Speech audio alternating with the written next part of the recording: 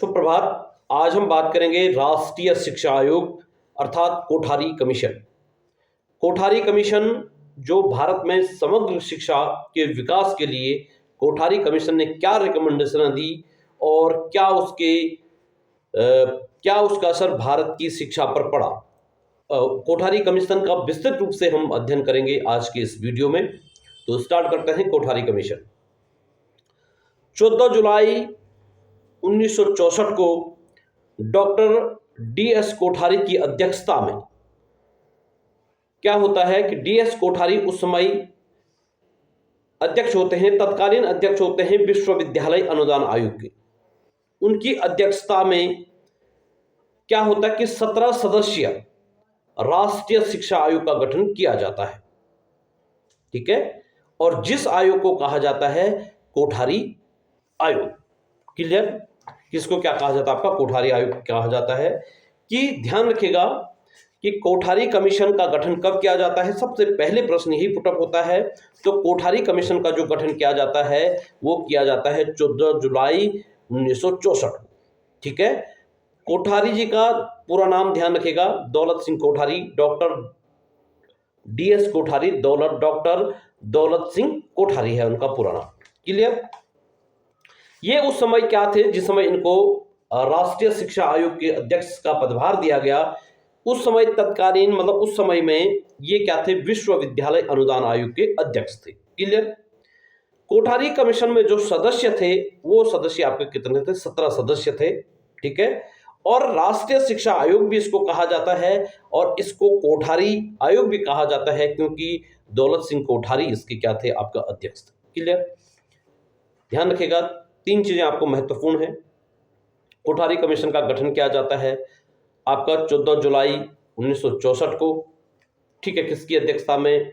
Doctor DS. Kothari, Daulat Singh Kothari की अध्यक्षता में। वो उस समय क्या थे? उस समय विश्वविद्यालय अनुदान आयोग के अध्यक्ष थे। कितने सदस्य इस आपका कमीशन में थे? तो 17 सदस्य इस कमीशन में थे। क्लियर? अब जब इस कमीशन का गठन किया गया, इससे पहले आपने देखा होगा कि विश्वविद्यालय जो है विश्वविद्यालय शिक्षा के लिए जो राधाकृष्णन कमीशन का गठित किया गया था, जिसे विश्वविद्यालय आयोग भी कहते हैं, उसके देखो उसने विश्वविद्यालय संबंधित अपने सुझाव दिए थे।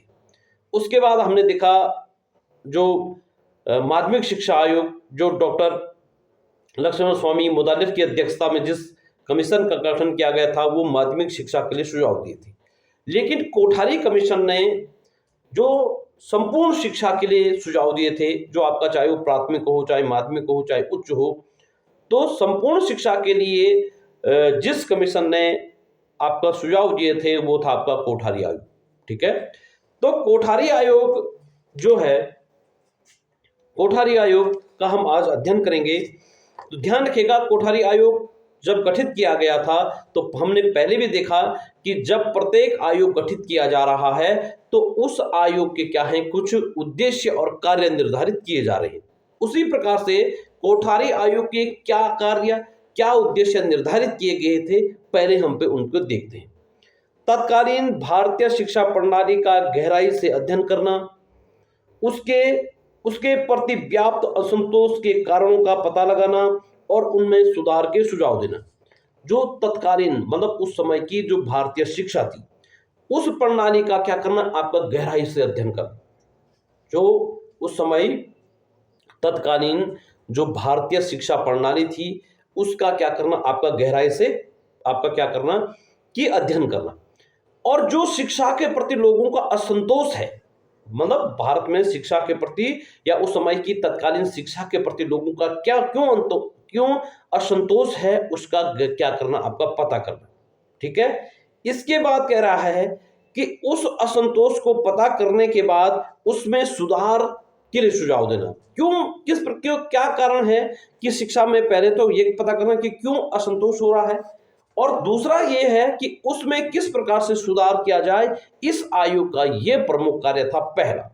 दूसरा, पूरे देश के लिए शिक्षा का आयोजन, प्रशासन संबंधित नीति तत्व निश्चित करना और इस संबंध में सरकार को देना।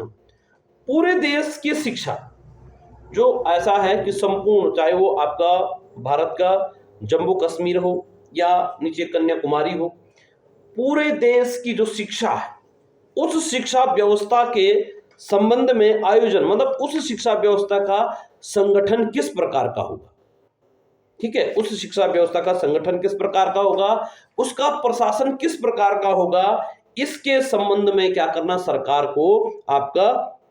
को सुझाव देने कि देखो स्पष्ट कहा है पूरे देश के लिए शिक्षा का आयोजन करना, मतलब पूरे देश के लिए जो स्कूली शिक्षा है वो किस प्रकार की उसका आयोजन करना, उसका प्रशासन किस प्रकार का होगा, उससे संबंधित नीति तत्व, मतलब उनके जो नीतियां हैं, पॉलिसियां वो किस प्रकार की होगी निश्चित करना, उनकी नीतियां जो निश्चित करना किस प्रकार की नीतियां होगी, और इस संबंध में क्या करना, सरकार को सुझाव देना कि इन इन चीजों पे सरकार क्या करे, काम करे। क्लियर। तीसरा, पूरे देश के लिए समान शिक्षा प्रणाली प्रस्तावित करना, ऐसी शिक्षा प्रणाली जो देश के सर्वमुखी सामाजिक, आर्थिक, राजनीतिक विकास में सहायक हो, और यह प्रणाली ऐसी हो जो भारतीय शिक्षा के परंपरागत गुणों को सुरक्षित करते हुए वर्तमान की आवश्यकताओं को पूरा करे और भविष्य का निर्माण में सहायक हो। पूरी देश में समान शिक्षा प्रणाली प्रस्तावित करना। पूरी देश में समान शिक्षा प्रणाली का अर्थ होता है, आपने देखा होगा ये बात बहुत पहले से भी चल रही है कि पूरे देश में क्या हो कि समान शिक्षा प्रणाली हो। समान शिक्षा प्रणाली का अर्थ है कि जो देश के बच्चे हैं उनको एक समान शिक्षा दी जाए। मानिएगा कोई सरकारी स्कूल की कक्षा 1 में पढ़ रहा है और कोई कॉन्वेंट की कक्षा 1 में पढ़ रहा है, उन दोनों के जो पाठ्यक्रम है उसमें क्या होनी चाहिए, एक रूपता होनी चाहिए। मानेगा कक्षा 9वीं का छात्र उत्तराखंड में पढ़ रहा है, कक्षा 9वीं का छात्र मानेगा केरला के किसी कॉन्वेंट स्कूल में पढ़ रहा है, तो उन दोनों की जो शिक्षा होनी चाहिए वो आपका एक होनी चाहिए, मतलब उनका जो पाठ्यक्रम है वो एक होना चाहिए। इसीलिए इसमें कह रहा है कि पूरे देश के लिए समान शिक्षा प्रणाली प्रस्तावित करना, मतलब संपूर्ण जो देश है उसके लिए एक समान शिक्षा प्रणाली प्रस्तावित करना। इसके साथ शिक्षा प्रणाली ऐसी शिक्षा प्रणाली हो जो देश के सर्वमुखी, मतलब देश का सर्वमुखी मतलब सभी क्षेत्रों में, सामाजिक क्षेत्र में, आर्थिक क्षेत्र में, राजनीतिक क्षेत्र में विकास सहायक हो। ऐसी शिक्षा दें कि जिससे क्या हो, सामाजिक क्षेत्र, आर्थिक क्षेत्र और राजनीतिक क्षेत्र का क्या हो, आपका विकास हो।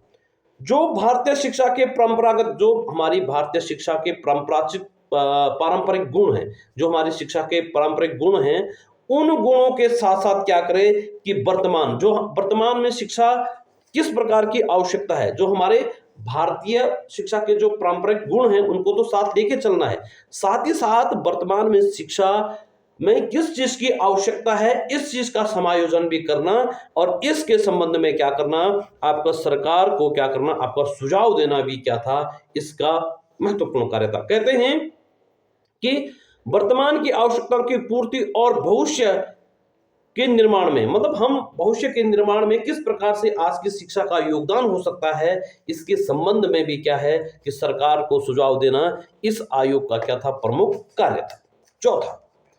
चौथा इसके जो उद्देश्य निर्धारित किए गए थे वो थे पूरे देश में किसी भी स्तर की किसी भी प्रकार की शिक्षा का प्रसार, उसमें गुणवत्ता सुधार के लिए उपायों को खोज करना, और इस संबंध में सरकार को सुझाव देने। पूरे देश के किसी भी स्तर की किसी भी प्रकार की शिक्षा के प्रसार, उसमें गुणवत्ता के उपायों को खोजना।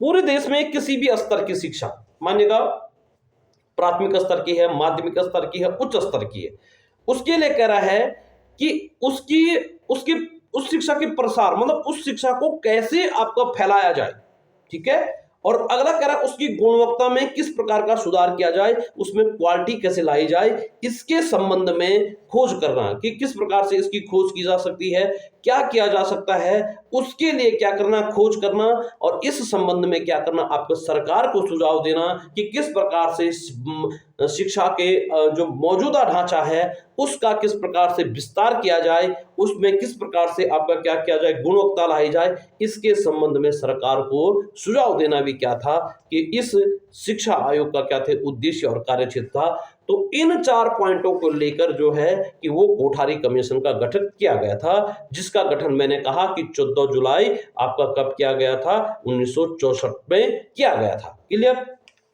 14 जुलाई 1964 में कोठारी कमीशन का अध्यक्ष गठन किया गया था, जिसके अध्यक्ष थे डॉक्टर DS कोठारी। ठीक है, DS कोठारी की अध्यक्षता में 17 सदस्यीय क्या था कि इस कमेटी का गठन किया गया था। क्लियर? अब देखो, अब ये क्या करता है कि जो मैंने कहा कि जो कमेटी गठित की गई है, इस कमेटी के सामने ये उद्देश्य दिए गए हैं, ये कार्य क्षेत्र निर्धारित किया गया है। अब ये क्या करता है, 2 चीजें करता है। वही चीज करता है जो पहले आयोगों ने भी किया है। ये क्या करता है, अपना प्रतिवेदन, आयोग का प्रतिवेदन, ये अब आयोग गठित किया गया, आयोग काम करना शुरू करता है।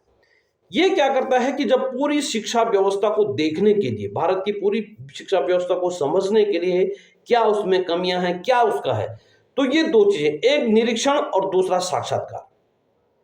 एक क्या करता है कि भारत के विभिन्न प्रांतों में जो स्कूल हैं उनका निरीक्षण करता है। पहले क्या करता है, निरीक्षण करता है। भारत के जितने भी स्कूल हैं, चाहे माध्यमिक है, चाहे जूनियर है, चाहे उच्च है, सब जगह क्या करता है, निरीक्षण करता है।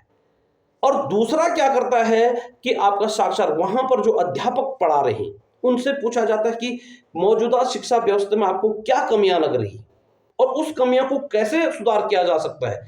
उन विद्यालयों के प्राचार्यों से भेंट करते हैं, उन विद्यालयों के प्राचार्यों से भेंट करते हैं, विश्वविद्यालय के जो प्रोफेसर हैं उनसे भेंट करते हैं, और वहां के छात्रों से भी भेंट करते हैं। पहला ये है।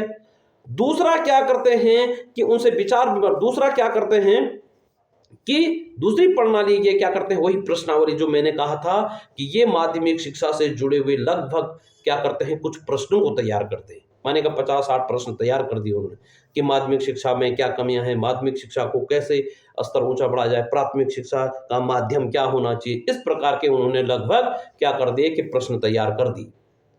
जब वो प्रश्न तैयार करते हैं तो लगभग क्या करते हैं, भारत के अलग अलग राज्यों के और अलग अलग लोगों को, लगभग जो शिक्षा से जुड़े हुए हैं, जो माध्यमिक शिक्षा से जुड़े हैं, प्राथमिक शिक्षा से जुड़े हैं, उच्च माध्यमिक से जुड़े हुए हैं, विश्वविद्यालयों से जुड़े हैं, जो आपका क्या है, शिक्षाविद हैं, जो शिक्षा में रुचि रखते हैं, साहित्यकारों, शिक्षा से जुड़े हुए तमाम 5000 लोगों को क्या करते हैं कि प्रश्न पत्र भेजते हैं।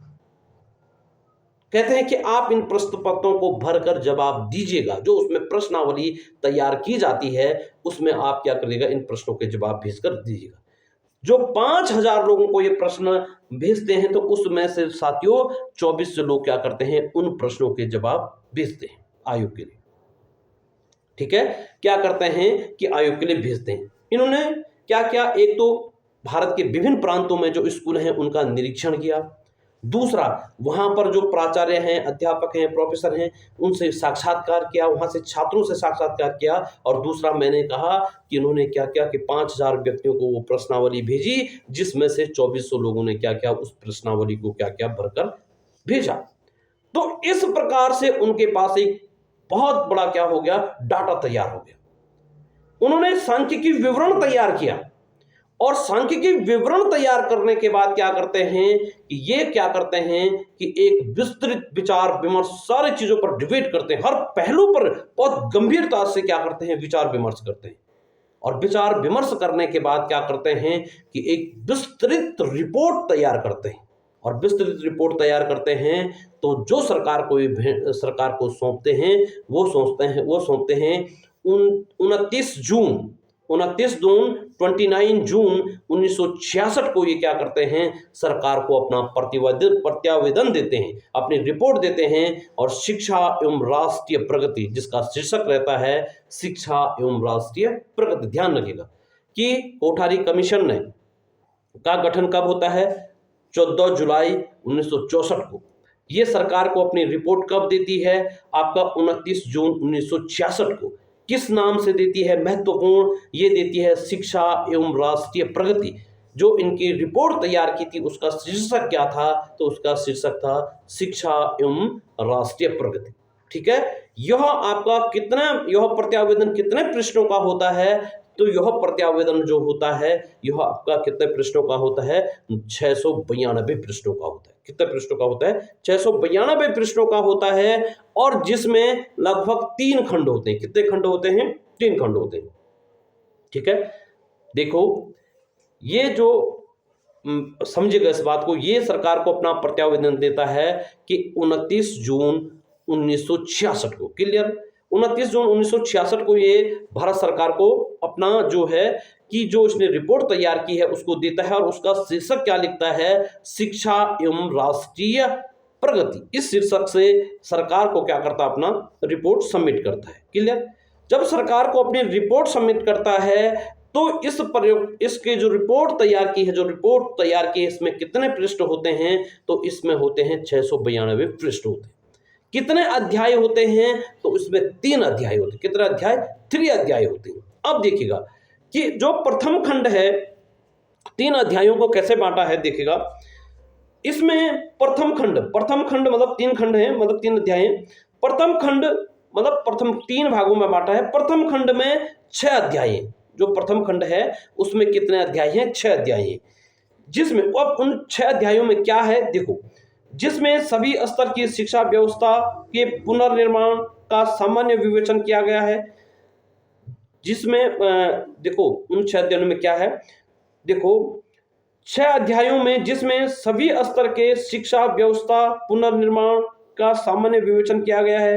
राष्ट्रीय लक्ष्य एवं शिक्षा का स्वरूप, संरचनात्मक पुनर्संगठन, शिक्षकों की समृद्धि, विद्यालयों में प्रवेश संबंधित नीति और अवसरों की समानता की चर्चा की गई।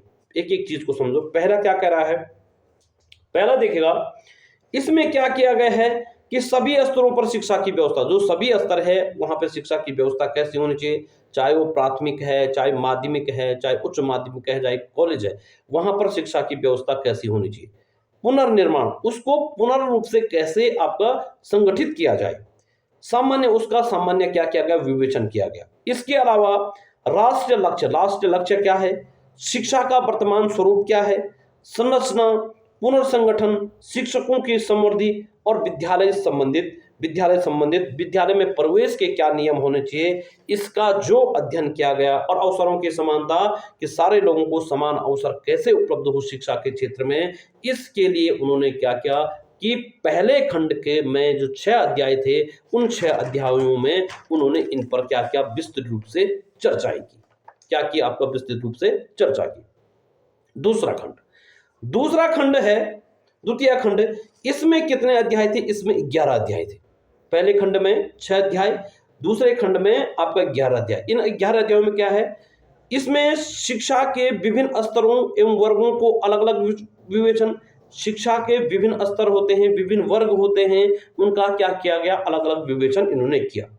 विद्यालय शिक्षा, उच्च शिक्षा, कृषि शिक्षा, व्यवसाय एवं तकनीकी शिक्षा, प्रौढ़ शिक्षा, विभिन्न समस्याओं का विवेचन। देखो, उच्च शिक्षा का भी कहा, कृषि शिक्षा का भी कहा, विद्यालय शिक्षा का भी कहा, तकनीकी शिक्षा भी कहा, प्रौढ़ शिक्षा का भी कहा, और विभिन्न प्रकार की जो शिक्षा से संबंधित जितने भी समस्याएं हैं उन सब के विवेचन की बात इन्होंने इस अध्याय में की है। क्लियर? इस अध्याय में इन्होंने इन सब बातों को कहा। उसके बाद होता है तृतीय खंड।